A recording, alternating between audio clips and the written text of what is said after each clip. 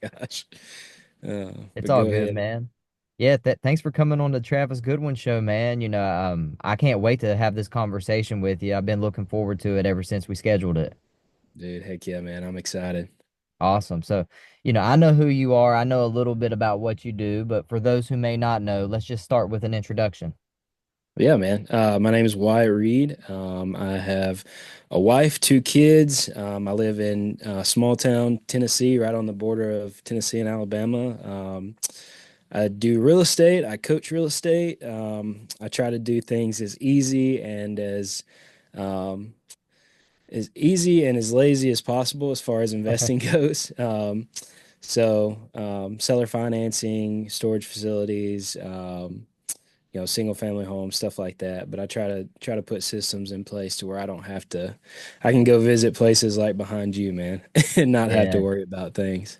I feel So, that, my man. So you're a family guy. You got a family that you take care of and provide for. So how much time? I know you said you like being lazy. So how much time are you spending on this business every day? dude, the last year, I've been really, really, um, my I guess my word has been boundaries. Yeah. And I've been really forcing myself to get started at around 10.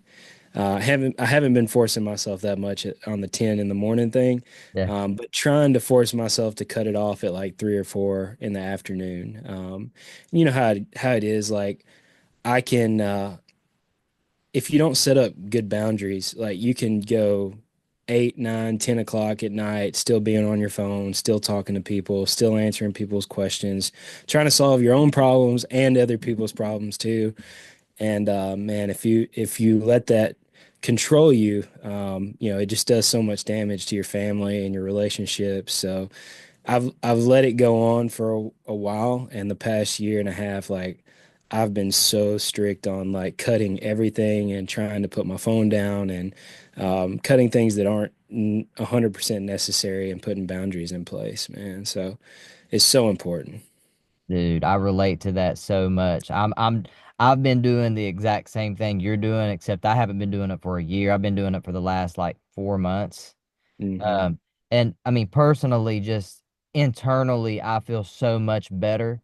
And I feel like when we don't put a boundary on how much we're working, I don't feel like we get as much done. Do you feel that way? No, for sure not. It's not even really.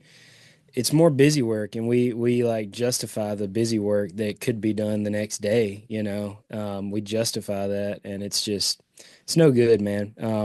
You think about it when you're getting into bed, and you're if you don't cut it off, like that's what you go to bed thinking about, and Yeah. like you get crappy sleep, and you wake up and you get started immediately, and it's just no good, man. Like my first.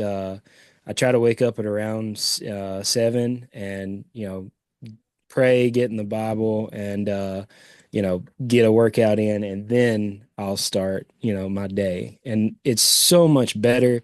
My mind's so much more clear. Um, the anxiety, the stress of those things are not there. When I started following God, man, like that anxiety and stress was gone. Like I was I was having sleepless nights and scared to death of things that could happen that would probably never happen. And once I just kind of gave it over and I was like, you're going to take care of me, no matter what happens. So that anxiety and that stress, man, that lack of sleep just disappeared. So it's I'm been happy good. to hear that, man. That's good. So in other words, I think, you had to surrender, right? You had to surrender to the greater power of God and just let everything flow to you naturally, right? Yep. Yep. For sure. For That's sure. awesome, man. Good for you, dude. That's the hardest part. That's the Mm. hardest part. So that's awesome. So, what are you doing from 10 o'clock to 4 o'clock, 3 o'clock? What does your business day look like? Yeah, man. Mostly, most of the real estate stuff is kind of set on autopilot. I approve deals, I look over deals, things like that. I get lending set up for deals. But most of that time is spent like answering students' questions, making sure they're doing what they need to be doing, focusing on how to better, just better structure the business in general. Like I'm not trying to go look at properties. Like if I need to go do content, like that's the only reason I go out to properties, right? I don't go to look at them anymore. I just go to do content, and that takes up, content takes up a lot of the time. Doing podcasts and stuff Yeah. like that, really branding, and mostly the coaching side of things. But we buy a few houses a month, and that's kind of set on auto. Oh, that's awesome, man. So who's looking at the houses for you? So yeah, I got acquisitions guys or partners, depending on which markets it's in, and we just they take the calls, they vet the properties, they go look at the properties. They send them to me so that I can look over them and approve them. But I hadn't been to a house in a minute, except to do content. So even the ones that were flipping, I'll go, like I said, go to do content, but we mostly have people that watch over those as well. Oh, that's awesome. I'm sure you miss those walking out with fleas all over you and having to change clothes and shower. Dude, I went to do some content on one house, and I think I got a spider bite. And I've had spider bites before, but this one was like humongous and it was disgusting. And I'm like, what is going on here? And then I got it taken care of. And then I went out and looked at another house and I got a spider bite right beside it, bro. Like I was Oh like, my my. leg's gonna freaking fall off, man. I don't know what's gonna happen, but yeah, I definitely don't miss it. That's for sure. So You said something a second ago. You mentioned multiple markets. So like your business isn't just in one market? no, so I live on the Tennessee-Alabama border, so it's pretty easy for me to do like North Alabama, Southern Middle Tennessee as a local market. Yeah. But I've been looking, so as far down as we go is mainly Tuscaloosa, Birmingham area. We don't really do much in the Nashville area, just kind of surrounding areas of Nashville. So that's pretty easy to do locally, but I've got some buddies in Georgia who we've started partnering up and looking at houses over there. So, um, you know, people since you know the more you're in it, the longer you're in it, the more experience you have, and people want to do stuff with you based on more of your experience Yeah. and some of the resources that you can bring to the table so that you don't have to do all the boots on the ground type stuff. And that's what I've started leaning into more. I only do business with people that I really know and trust and have good relationships with, and we're aligned, on our values. That's been one of the boundaries that you really need to set and make happen, when you do business with people. So Yeah. Did did you have to learn the hard way? yeah, yeah, a couple times actually. Not everybody when you go into partnering with people, man, especially, JVing is one thing, but actually doing an LLC, like a business together, Yeah. it's a whole nother level. You should treat it like as a marriage, me and my first business partner, we were so aligned and we'd done so much good business together. We've done bad business too, not Yeah. bad business, but we done bad deals, and we were able to weather the storm and make it out. But we sat down once a week or once every other week and we said, hey, how are you doing? Are you still happy with what we have going on? And we just had this owners meeting and we made sure that what we were doing aligned with what we wanted to do. And I think that's what I think people get so excited about doing deals that they miss out on that. And then, you don't have the other's best interest at heart. And that really screws you up down the road. Yeah, definitely. I've ran into working with people and I regret working with them, but at the same time I gained a lot of wisdom from those deals. Yeah. So that's why I asked if you had to learn the hard way. Most people do. That's just the way it is. Man, I'll tell you what, this has nothing to do with real estate, but your beard is awesome, man. So, so I appreciate it, man. you can't tell, but when I grow mine out, it's red. I'm a red Yeah. beard. You know what I mean? So yeah, man, salute to your beard, dude. Dude, Um, appreciate that. yeah, dude. So how many people are in your local market? So as far as like students or investors or like Like uh, population wise? population, Yeah. I think in the North Alabama area, I think in the Huntsville market, there's around 300,000, 250, 300,000. Much more. I think Tuscaloosa is a little, I mean, pretty good bit smaller. I try not to do deals in areas that are less than 100,000 people.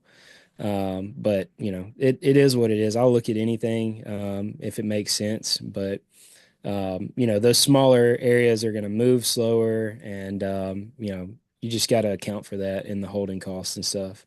Yes, definitely. I'm in a small market here in West Virginia, and things can definitely move slower, you know. Mm. So that's a very good tip for people in the slower markets to just make sure you account for that. It might not move as quick. Are you guys assigning everything or are you closing on them? No, man, I am so I've got a couple of flips going.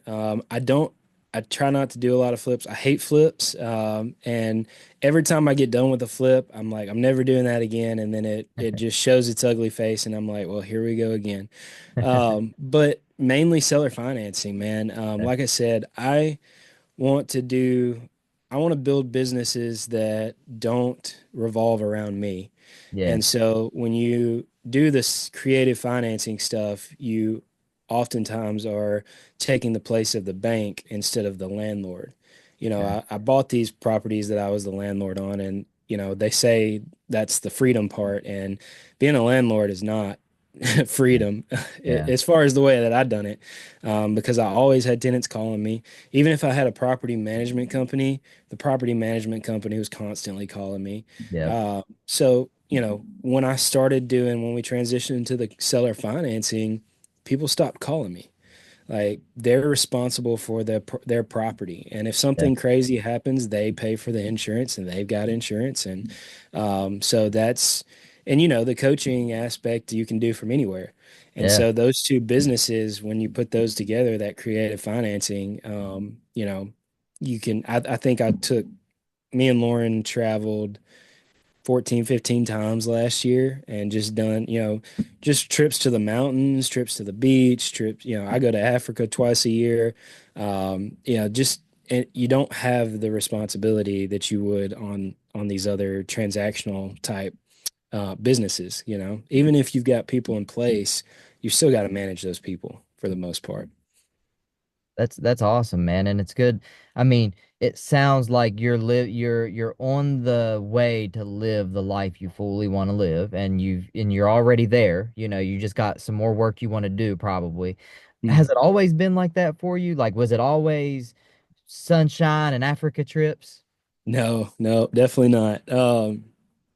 Yeah, when you get started, man, you have this preconceived vision of what real estate is, right? When I first got in, you know, I was watching these YouTube videos of these guys, the Chris Crones and the Grant Cardones with the Yeah, jets and the Lambos and the mansions, and you get this preconceived notion, and then you realize that the money and the materialistic stuff most I can't speak for everybody, but for me, it really wasn't what I wanted. Yeah, I like to live comfortably. I'd like to live nice and have things, but it doesn't have to look like that, you know. And then you know you get around the people that do have that stuff and that are doing that stuff, and you get to look in the door and see that's not really what I want because those aren't the type of people I want to be like. yeah, You know, those are the same people that are saying, well, my family's my why, but then they're at the clubs after events and right, their yeah, marriage is falling apart. And that's just a huge lie, you know? yeah, And I got to see that firsthand my first year and a half. A lot of the guys that I looked up to that when I actually went and seen them at events and hung out with them, you know, they were cool guys. They were wild, and you know, it's just not what I wanted. And you know, Sean McCloskey, I don't know if you know him or not, but I went to a speakers event. He teaches people how to sell from stage, and he like shared his testimony and shared like his God story throughout all of you know what um his whole 3 day event. And you know, I got to go up on stage and just like say, hey man, I appreciate you showing me what I really want. You know, this is who I really want to be. Somebody who's, you know, a family man who really is a family man who wants to travel and be with their kids and share, you know, just love God's people, really. Yeah. You know, and that's what I figured out along the way is, you know, you don't have to have all that stuff, but some of it's nice, you know, like a nice truck, you know, a nice house, some land, you know, that's I mean, I'm working on all that too. But Yeah, man. It's yeah. a work in progress, right? Everything's a work in progress. When you started to see success, like when you were struggling, you were working, then you started to see a little bit of success, did that affect you mentally at all? Like, did you feel like some people go through like imposter syndrome and Oh they yeah. don't feel like it's worth it, like they don't deserve it, different things like that. Did you ever go through anything like that? Yeah, so imposter syndrome was huge with me for like maybe a year, maybe longer, man.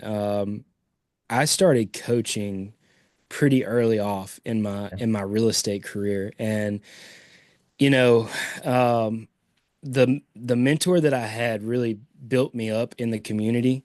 And when I started doing it, I was super early. I didn't do many deals, or I hadn't done many deals, but I remember dealing with it, and I'm like, do have I done enough to even teach anybody? Like, should I be t telling anybody, you know, what to do?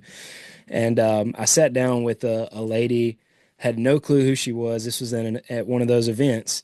And I just told her, hey, this is what it was, a small like breakout session. And I told her that. And she was like, based on what you've told me, you've done more in this last year than most people will ever do in their lives. And you want to help people. Like you've got the right motive. So like don't ever question yourself. And then I hired Steve Kavanaugh as a mentor of mine. Steve Kavanaugh and Alex Pardo were doing the Ascend Mastermind. And I remember kind of walking the dock with him out in Florida, and he was like, you gotta chill with that." He's like, "If you can help somebody as long as you're just one step ahead of them, right? You can always bring value to other people." So that's kind of where I just kind of let it go, and I was like, "If I'm, am I helping people? Are they doing deals? Are they becoming successful? Then stop overthinking it, you know." But I did deal with that quite a bit, so. That's that's good to know, man. One of the biggest things about me is I know this is mostly about real estate, but I feel like in my struggle, in my journey, the biggest thing has been my mind and my mental, and that's what's led me to be successful is getting over certain hurdles. So that's why I ask these questions because I feel like that's a lot of the people watching this are probably going through things like this, right? And you can go to all these podcasts and learn about, how to give offers and how to market to the right list, but without this type of mindset that you're talking about, none of that stuff matters, in my opinion. You know what I Yeah. mean? Yeah. Um, so with that being said, you mentioned that, God, you mentioned you pray and you were stressing, you had sleepless nights. What when did this happen? Like when did you decide you was going to let God in your life? Yeah. So I think I have a similar story as a lot of people. You know, I got baptized as a kid, like teenager, and I think I got wet. You know, I think that's about it. And you know, about 2 or 3 years ago, I had a guy come into my life, and he sat down and he started discipling me. And I had been in and out of church for my whole life, and I'd never heard the term disciple at all, like other than the disciples, right? I Yeah. never heard anything about being discipled. And you know, he let me into his life.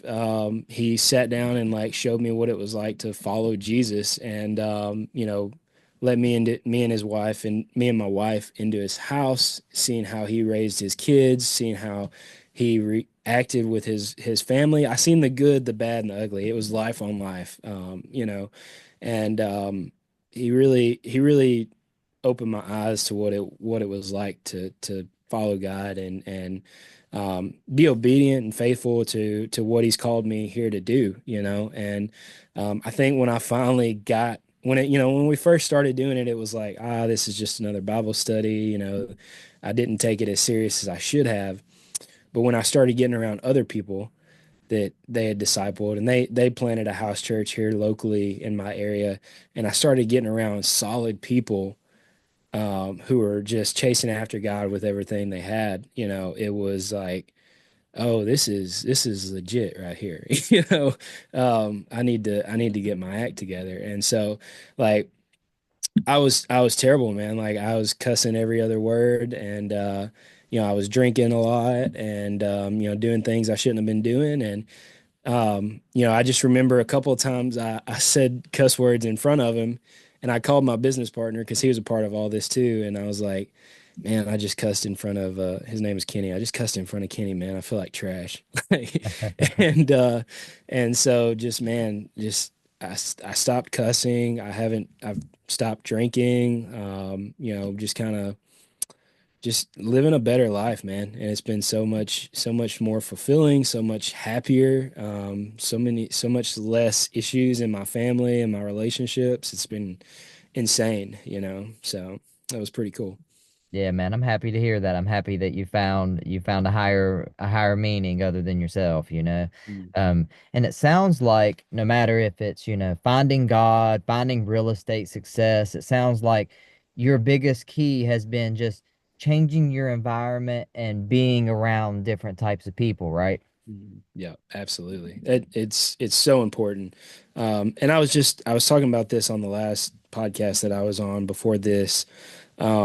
You know, oftentimes we get in this hustle mindset Yeah. and we sacrifice everything for this dream that we have. And looking back, 5 years down the road, it's like some of those people, those friends didn't align with me and they took themselves out of my life. Yeah. But also, some of those relationships could have been saved if I made them a priority. And, those long-term relationships that I had going back to being a kid, Yeah. I sacrificed those people, and I shouldn't have. And so I always say, like, be very careful. Don't sacrifice, your family. Don't sacrifice your friends. Like, did I align with them all the way? No, but were they there for me when I needed them? Yeah. And so that's very important. And so just be careful because you can get in this hustle mode to where you just stop doing everything and stop being a part of people's lives and then,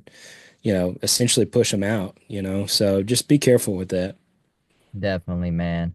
And if you have somebody you've been friends with since you were young and all you guys do together is drink and do bad things, have the conversation with that person, right? Be like, "Hey, this is Mhm. what I'm trying to do, man," or this is where I'm going, and try to keep that relationship going is what you're saying, right? Instead of just Right. cutting people out of your life and staying in that hustle mode because Yeah. once you're in that hustle mode, you and I both know it gets lonely. hmm Yeah, yeah, don't just straight cut them out. I mean, there are some people that need to be cut out for sure. Yeah. That's a fact. There will be people that hold you back. There'll be people that just they're not doing the things that you need to be around. And those people often tend to take themselves out of your lives anyways. But yeah, there are certain people that if you don't, you know, make a priority in your life, they just fall to the wayside. And those are people that will be there for you if you need them. So just yeah, just be careful with the good ones, because I've lost some friends and looking back, it was because of the stupid decisions that I've made. Yeah. Hey man, you sound like a very smart guy. You've been through a lot. You got a lot of wisdom, and I appreciate you sharing everything that you've shared. So if somebody wants to get started in real estate, that definitely if they want to learn creative financing and things like that, they want you to coach them, how can they reach you? Yeah, you can go to ascendyoursuccess.com, fill out a small application, and I'll give you a call. We'll schedule a call. Just in general though, don't worry about the logos and the business names and stuff like that. Even if you're not like at the point to where you want to hire a mentor, just focus on trying to find deals. Like that's the biggest thing that you should be doing is finding deals, through wholesalers or realtors or whatever that looks like for you. Just find the deals and get connected with people like us, and we can help get them funded. We can help, do whatever that looks like. But yeah, I'd love to work with you if you want to, for sure. Love it, man. So before we go, I didn't ask this question. I've been asking everything from God to imposter syndrome, but um, how are you guys finding your deals right now? Yeah, I've got two that I just got from realtors. I'm buying off wholesalers, so a lot of free stuff. Like don't get to a point to where you're not getting free leads, But I do postcards as well and PPL, so pay per lead. Um, but again, I try to make it as lazy and easy as possible. So I use done for you systems. I'm not pulling my list, skipping my list, cleaning my lists and stuff Yeah, like that anymore. I let professionals do what professionals do, and I let other people handle all that stuff, man. It's just so much more freeing and easy to just say, hey, once you get to a certain point. Now, when you get started, you're having to do all that stuff yourself, right? But once you get a couple of deals under your belt, man, just make sure you take that hustle cap off and start building rather than hustling. great advice, man. I appreciate your time here. It looks like we're running out. If you could leave these fine people with one final gem, life, business, whatever comes to your mind, what would it be?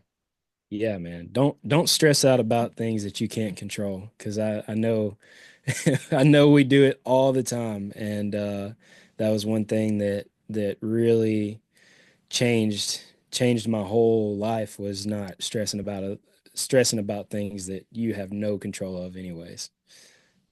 Love it, man. I needed that today. Today's one of those days where I've been doing that all morning, So I appreciate your time, man. I hope everybody enjoyed this. Please like, subscribe, share it if we brought you any value today. And I'm going to put Wyatt's info in the description of this video, and you can contact him if you need help. Thanks, man.